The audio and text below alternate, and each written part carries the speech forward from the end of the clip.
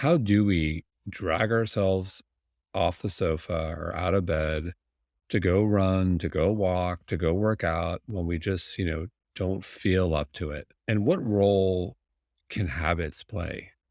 Because I Oh, think we all go through that.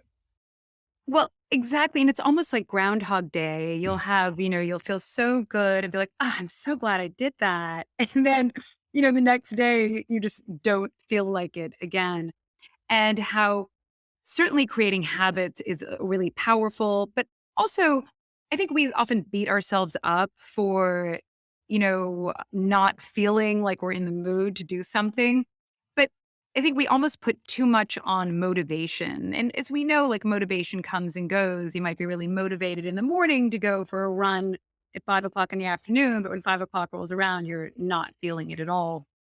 So, what can we do? And science has a lot to say, I think, about this and that we can learn from is making the behavior that you want easier. Like if you do want to go for a run, just, it's putting out your sneakers the night before or having your gym bag packed, having your jog bra on, you maybe even wearing it that day if you're planning to go to the gym later.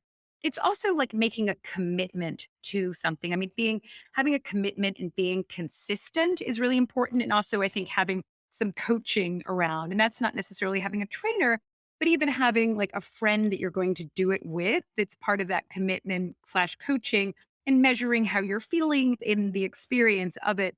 But if you're having trouble with that motivation piece, like you're not alone, we're all there, everybody faces that.